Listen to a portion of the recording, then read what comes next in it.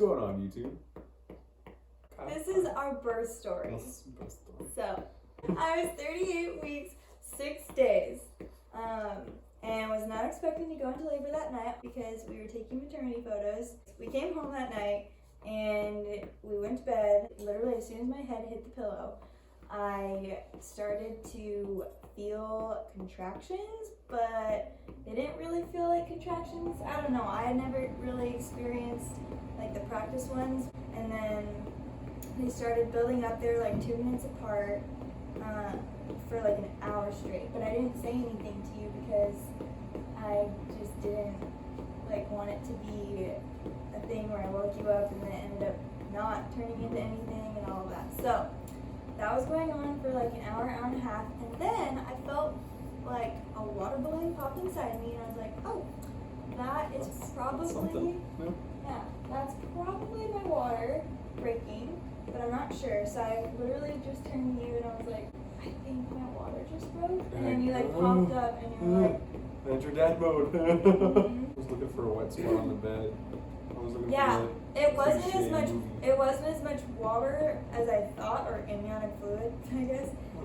Water. I didn't think that like it would just be a little trickle because it felt like a lot, and literally when I got out of bed there was nothing there.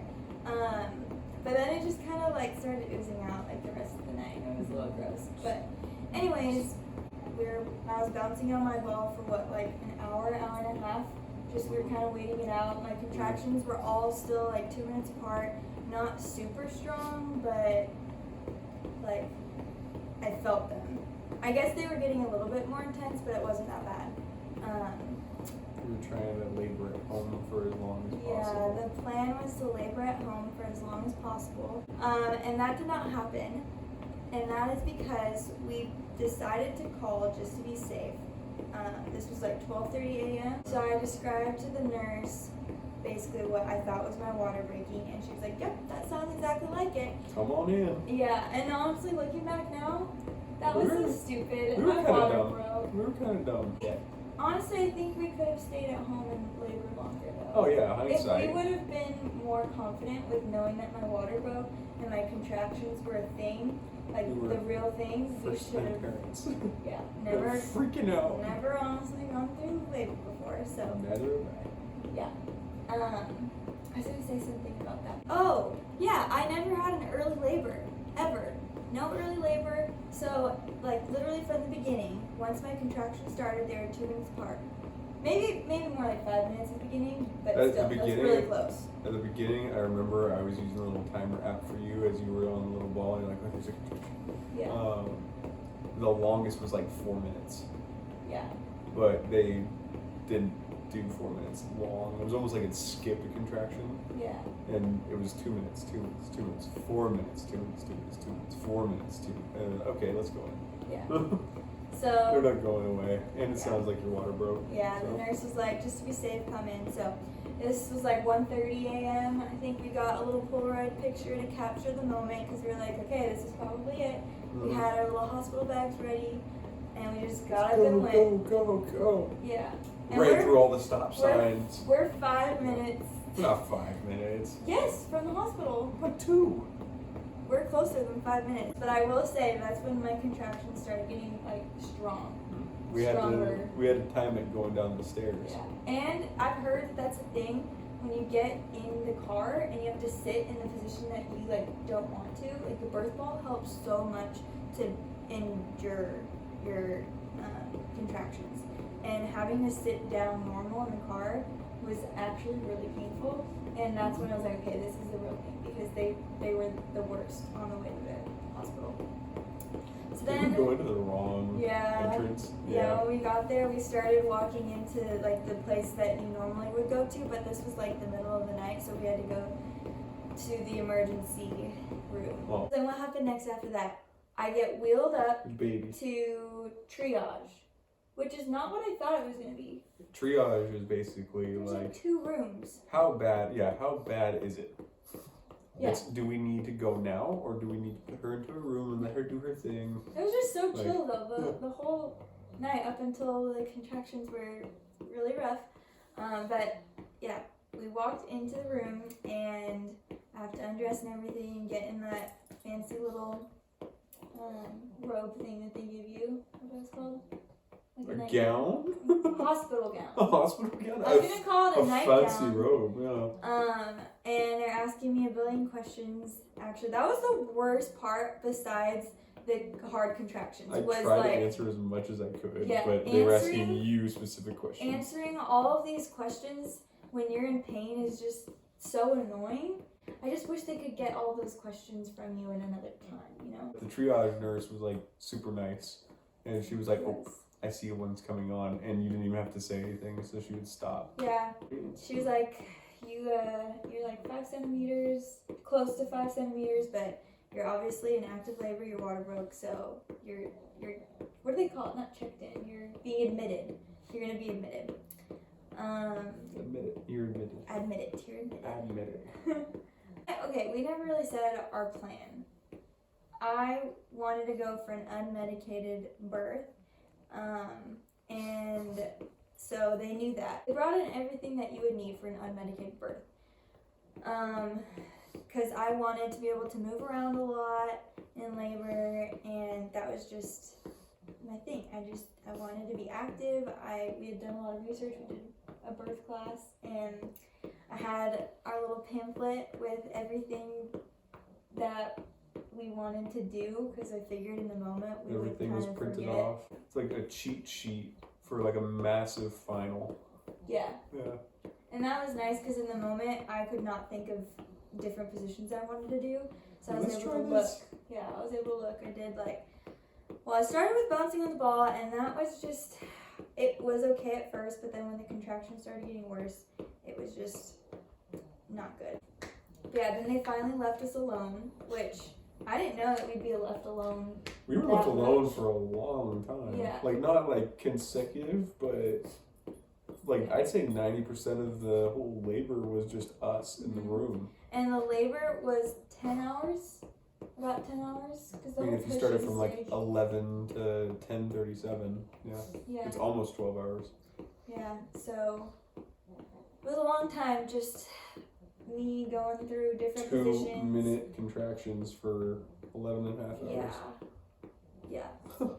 I never really got a break either because I had back labor, I feel like. He wasn't facing the wrong way, which I heard is what causes back labor, but You didn't implant yeah. the wrong way either. No, but like in between every contraction, my back felt like it was splitting in half. Like it really was very painful, which sucked. But the positions that helped me the most were sitting on the toilet, Mm-hmm.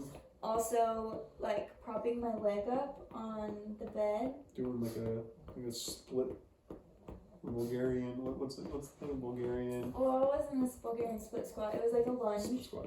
Yeah, more of a lunge. It was just a lunge on the bed, which looked funny. I could tell. There's so many things that I was doing. It was very For a funny. split second, I was like having an outer body experience, thinking like I look so dumb right now. But then But like who I'm cares? literally You're in giving labor. birth. Like, Giving birth. Nobody cares what you look like. Well, because when you have a epidural, it's more like as soon as you get the epidural, You you just either lay can there. take a nap, you can go on your phone, you just lay there until it's like you're 10 centimeters and ready to push.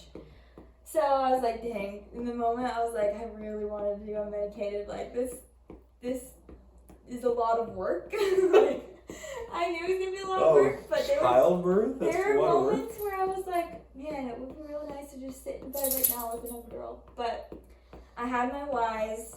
You repeated them to me when I was like, I don't know if I can do this anymore. But yeah, went back and forth between different positions, and then it got to a point where I just could not handle like even sitting or standing anymore. I just got really tired because I was using the squat bar to get him to descend. That helped the most, I think, with the improvement with how fast my labor went. But I started getting too tired to like do a full-on squat, do a full-on lunge, all those things that were really helping, and I knew it would be good if I kept going doing that. I just really could not. Like, I didn't have any more strength anymore. And at this point, it was like the early morning, probably like 6, 7 a.m. Mm-hmm. All no sleep. Yeah, and I never got any sleep. So I just was feeling the fatigue, like tired because I hadn't slept, and then also my legs and my arms, all of my muscles were just getting tired.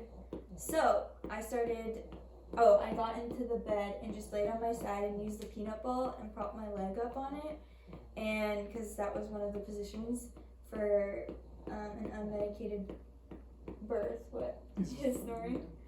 He's snoring. Yeah. He's very nasally. He's very, very nasally.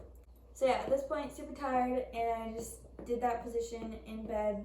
I was 8 centimeters at this point until I was 10 centimeters. This was like probably 2 hours maybe total of me just laying on my side, gripping onto the edge of the bed for a long time, just enduring every contraction.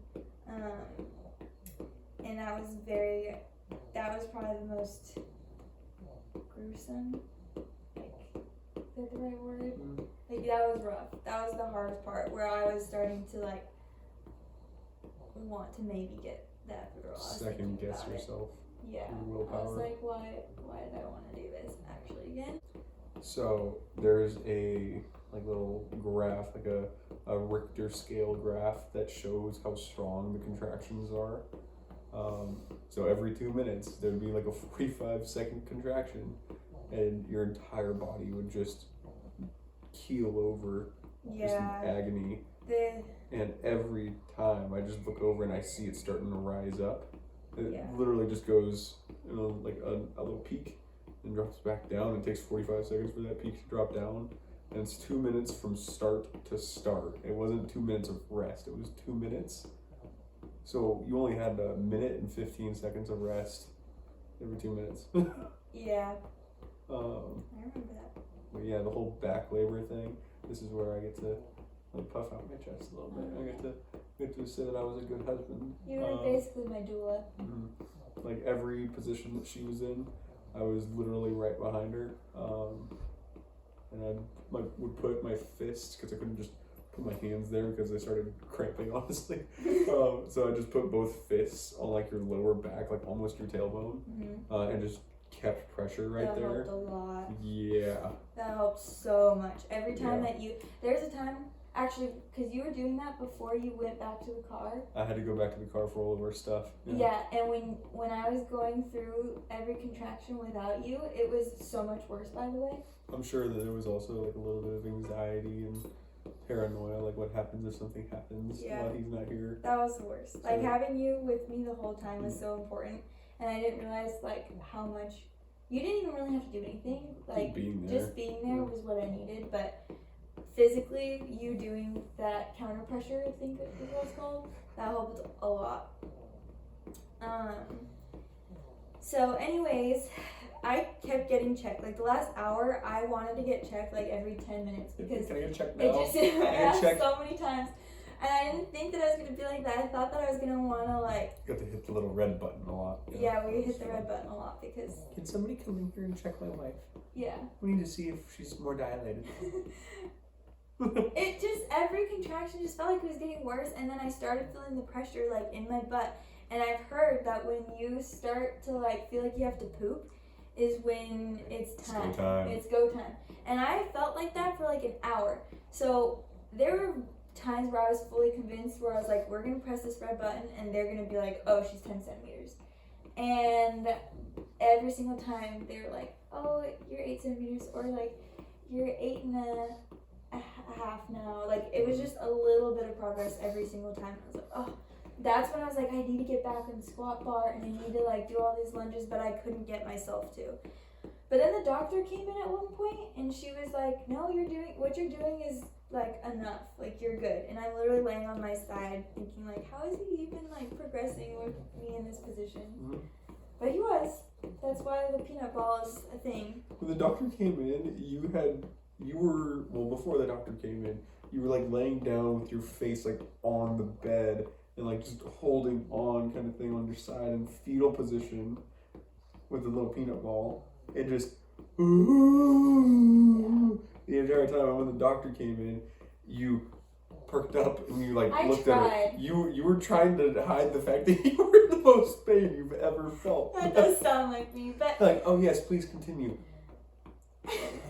well, I wanted to be able to pay attention to what she was saying because it was important. Yep. And that is my personality, but in my head, I knew that I didn't want to be like that. Also, I was like, I want to just let go. But when she was in there, I was like, this is just, I don't know, it's hard for me You not did stop to mooing right after that. And you went straight into the... Oh, Yeah. yeah, I also was not quiet. I didn't think I was going to be not quiet, You but thought you were... I was hoping that I would be kind of more graceful, but I wasn't very graceful. Every contraction was literally so impossible to not make a noise. It was just literally... It sounded like Dragon Ball Z every time. Like, you literally just were watching me and listening to me get tortured. Oh yeah, it was difficult. Yeah. It was the hardest thing I've ever I was in done. my torture chair. It was the hardest thing I've ever done, and it wasn't physical for me. Yeah. Anyways, keep getting checked, and then check, and then finally she's like, okay, you're like literally 9 and 9 3/4. She's like, no, I mean, it was more than 9.5. She's like, you're almost 10 centimeters. You're not quite, but you're saying that it feels like you have to poop. Once you get to the point where it feels better to push than to like let the contraction go through your body, that's when it's time to push. And I was like, okay, I'm there. It's time. And so looking back, I feel like we probably should have waited a little bit because possibly, we're not really sure. There are some problems that happen with the pushing stage, and I feel like maybe if I was actually 10 centimeters, this could have gone by more smoothly, but also there's no way to know. So I was almost 10 centimeters, and I start pushing. She brings out the squat bar. She like puts it up on the bed for me to do squats and stuff, and then not having a ton of progress with that. So then I like thought that I would end up pushing like on all fours. Just, I don't know. I envisioned myself doing that, but that was so painful. You tried laboring like that for like a couple cycles, and it did not work. It was very painful for me. Because if you didn't have back labor, it comfortable. probably would have worked, but you had back labor, so it was not helping at all. Yeah, and your body just like starts to give out at this point. Ooh. Like, when it came to the pushing stage, I literally was like, I don't know how I'm going to push a baby out right now because I feel like I could just, like, you feel like you can take a nap, but then you can't because you're just going through all the contractions. Like, you're just so tired. What were you going to say? This is a disclaimer for all of the fathers out there, soon-to-be fathers. She will poop. Yeah. It will happen.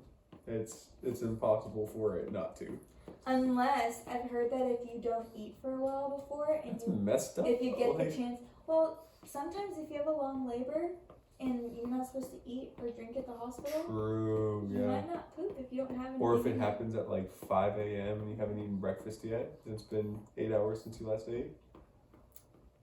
Yeah, but it happens. You know? I tried pushing him out for like maybe 30 minutes.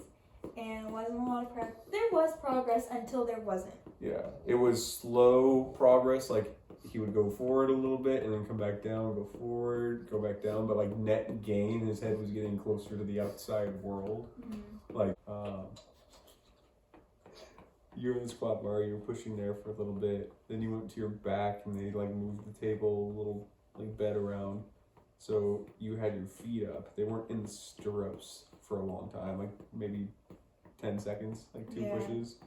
And then one of the nurses grabbed your left leg, I was on your right leg, and I was holding it back.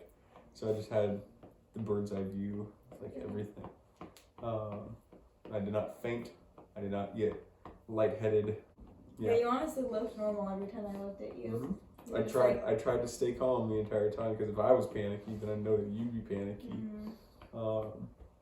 And you can't be panicky. Mm-hmm. You gotta be calm so that everything is loosey goosey down there. Because if you freaking tighten up, Which I nothing's gonna was. happen. I tried to be as relaxed as I could, but it's freaking hard. It's labor. It's real labor. Yep. So, anyway, like the head comes out a little bit, goes back in, goes back out, goes back in, and it's like this in and out portion, like every push until eventually his head is like kind of sticking out. And at this point, this is when it kind of started to get scary, because you could always fact check me at the end of this, like go do your own research by all means, but our knowledge is that babies' heart rates go down during the pushing phase, and their heart rate generally is in like the higher 100s. It's a higher heart rate than like a normal resting human's, adult human, I guess. Because every time we went and got checked, his heart rate was like 150. One time it was 180, like 150, 180, 130 was one of the lowest ones I saw. But when you were pushing, it started dropping every time like the contractions came back, and that was really fast because it was only 2 minutes apart. Can I say something? Yeah. Also, we knew that it was normal for a baby's heart rate. What? I said that's normal for a baby's heart No, rate to I drop know, during adding pushing. on to it. Okay. We knew that it was normal for that to happen, but I don't know. You basically did the talking for me, but there was a moment where I just looked at you and you're like, it's time to get him out. But, I don't know, this felt different. Like, if I couldn't get him out in this moment, it was like, oh my gosh, I could have, like... a stillborn baby. Yeah, that's what I was thinking in my head, and I think because it dropped so freaking fast, like out of nowhere, it was just like, it just happened really fast. I was just like, at this point, I don't care how he gets out, he just needs to get out, and if it means an emergency C-section, then so be it, but like, at this point, the doctor was in, and I was like, whatever she says is what we're going with, so, yeah. Just like a reference point, like it was in the 150s the entire labor. I look over and I see 130 when he's pushing, and it's like, it dropped. Go through another round of pushing, and it was in like the 90s. Like, okay, it dropped again. At what point should we be concerned, kind of thing? Because 90 is still pretty high. And then it dropped down. I remember 76, and it's like, oh, okay, this is bad. That's when she started talking to us about like we need to get him out, kind of thing. Like his heart rate is dropping rather low. And then another round came, and I saw the 50s. I was like, oh my gosh, like this is an emergency at this point. And at that point, were there like a bunch of people in the room? There were multiple teams. Like, I don't remember everyone coming in, but there were a lot of people. Like 20 plus. There was, I wouldn't say 20 plus, I would say there was probably 20. And I was so just like focused on getting him out You also that couldn't see I where didn't you were at. realize how many people were in the room until he was out, and I was like, oh my gosh. You also and had I your looked back. You couldn't see. I had a nurse to my right, a nurse on your leg, a doctor, 3 nurses behind the nurse on your left leg, like a team of 4 or 5 people in the back with a little baby emergency gurney. And then there was another group of like 3 or 4 people off behind the doctor. So that's a lot of people. I don't know. We can do the math after. But going back to the heart rate, when it was in the 50s is when the doctor kind of like leaned in. We had our little conversation on the like previous push about like getting him out and the urgency of it. So this next push, when it dropped down into the 50s, the doctor like kind of leaned up and said, I know it's not in your plan, but I'm gonna have to cut. So she made the smallest little snip. She didn't use a scalpel. I don't know why I always thought they would be a scalpel. But she used like these scissors? she used little scissors. And she did a little tiny snip. Basically it was like a little layer of, it looked like fascia. I think she called it connective tissue. It looked like the little thing that connects your tongue at the bottom, like in the base. It looked like that little thing right there, just, it was 10 centimeters wide, like the baby's head. So she snipped that, and it literally looked like you relaxed. And then she came in with this little hockey puck. It looked like a toy, honestly. It looked like a McDonald's like Happy Meal toy. That's funny. I never saw what it looked like. And you put the little hockey puck on his head. She squeezed a little bowl like a blood pressure cup. Vacuum. Yeah, and it's a little vacuum on there, a little suction cup. And then she started pulling, and like as you were pushing, and he came on right out. Which is crazy that that one little flap of skin is what was keeping him from coming out. He was getting caught on it. Yeah. And apparently this wasn't an episiotomy. Like, until my 6-week checkup, I was telling people that I got an episiotomy. But I was feeling really good after, so I was like, I don't know, maybe it wasn't an episiotomy. But she said that it was just a teeny tiny cut, and it wasn't technically one. I don't know. I just tell people that I got a cut down there to get him out. Like, yeah, looking at it now and like looking up what an episiotomy is, I don't think you got an episiotomy. Like, nowhere close. I think that the reason why I don't think I did technically is because I had a very quick recovery, and I felt pretty good soon after. And I've just heard that an episiotomy is just, it takes a while to heal from. So he came out, and he was pale. Limp.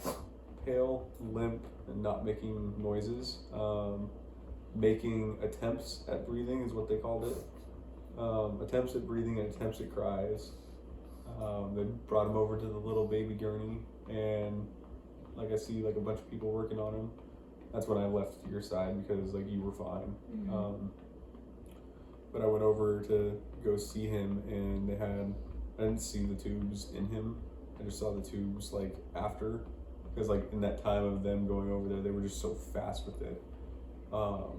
They noticed that he had swallowed amniotic fluid, and had also inhaled amniotic fluid. So they had to pump his stomach and drain his lungs, his little baby lungs. And then after that, like you hear of them like sucking it out with these little catheters. He cried.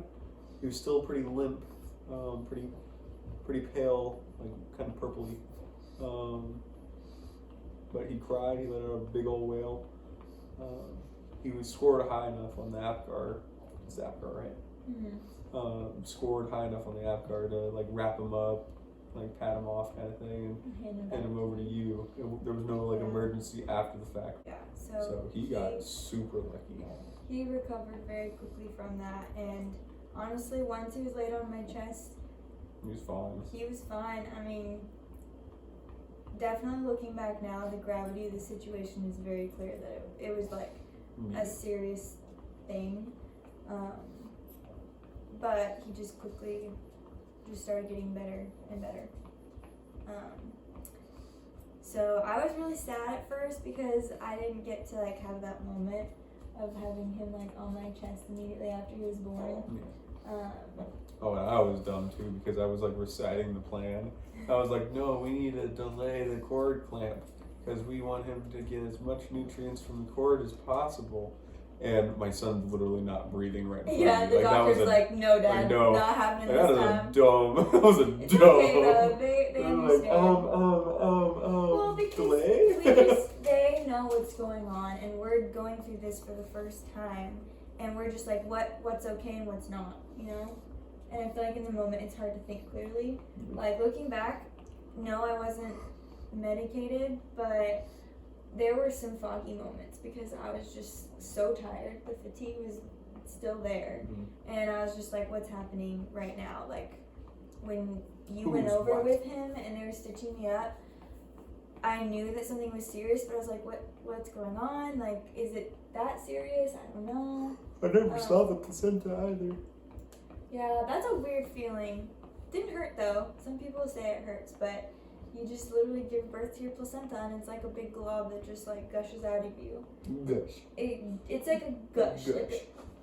It's just weird. I don't know. Feeling like no other. But yeah. Feels like a placenta. And then yeah, so he was good. After that, we actually were only in the hospital for 24 hours. Yeah, we had a 24-hour discharge. It was Yeah. like 25 hours. Which I but think was surprising to some of the nurses because, you know, it was scary for a moment, Mhm. and then he just got better so fast, and we were like, we don't want to be here. the pediatrician signed off on him. 48 Your hours. doctor signed off on you. All's good in there. Anyways, I think that's everything. The biggest surprise was that we got to go after, like we got to do a 24-hour discharge, which I'm very thankful for. I think right after I gave birth, I had a temperature. It was kind of high, like You a had a fever. temperature. Had a high. You had a fever. Yeah, I had a fever. Everybody has a temperature technically. Sorry, Even if they're dead. They have a Sorry. temperature. I had a high temperature, a fever, and there was a moment where I was like, I'm gonna die. I don't know if I told you that. Because you had a fever? I was like, this is gonna be one of those things where it starts off like, oh, you just have a little fever, and then Grey's it Anatomy. turns into Grey's Anatomy. Like, I die, you're left with Isaiah. Don't squeeze my finger back. Sorry. Sorry. I love you. That's our story. Follow for... No, it's not follow. It's subscribe. Like and subscribe. Like and subscribe. Like and subscribe. If you like us, We gotta subscribe. work. We If gotta you work. don't, you don't have to subscribe. That's Bye-bye. it. Bye. Like and subscribe. Say bye-bye. That's our story. Bye-bye. Say bye, Rocco. Bye, Rocco. Like and subscribe. Like and subscribe.